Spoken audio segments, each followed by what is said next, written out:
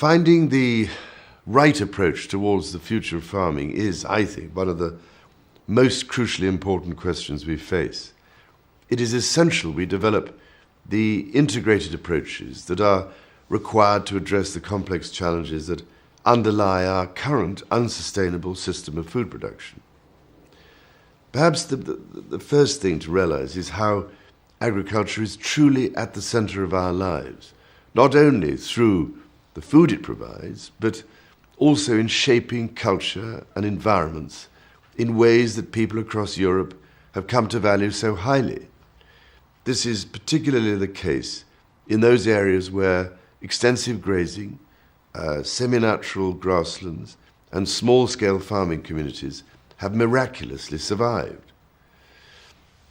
Despite the large-scale move towards intensification in recent decades, between a third and a half of Europe's farmland is estimated to be of high nature value, including habitats of European importance, such as hay meadows, dry grasslands, and wooded pastures. Many of these farm landscapes have more natural diversity than wilderness areas, but right across Europe, much of what remains of these landscapes is under severe threat of abandonment or intensification. It would be a tragedy of incalculable proportions to lose them just as we begin to understand their full value to mankind. It is increasingly recognized that these farmlands embody an extraordinary range of economic, social, and environmental values. But we must move from the recognition of the importance of these landscapes to developing effective strategies for conservation. I'm convinced that we can succeed, not least through a fresh look at how to design, combine, and deliver common agricultural policy, farm income support, and EU rural development programme measures.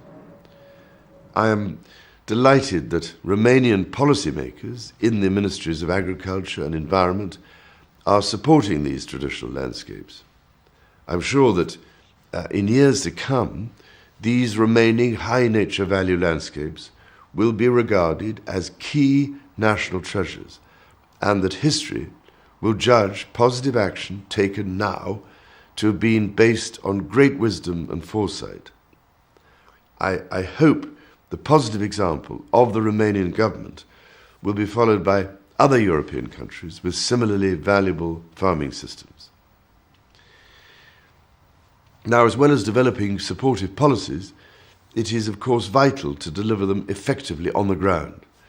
Local initiatives are required to achieve this, the driving force coming from local communities, but often catalyzed by NGOs. The Fundația ADEPT is one commendable example. Ladies and gentlemen, before I close, I must emphasize how sustaining high nature value landscapes is not simply a matter for nature conservationists. These places sustain livelihoods, cultural continuity, environmental integrity, and socio-economic stability for many millions of Europeans living within them. They have a wide range of values that must be reflected in integrated approaches towards their conservation and sensitive development. I hope, no, I pray, that it will send a strong and effective message to all concerned about how we value these landscapes and how it is in the interests of wider European society, contrary to the current conventional short-term wisdom that seems to dictate otherwise, to support the small-scale farming communities who have over hundreds of years created what are today among our most precious natural assets and the basis of genuine food and environmental security for the future.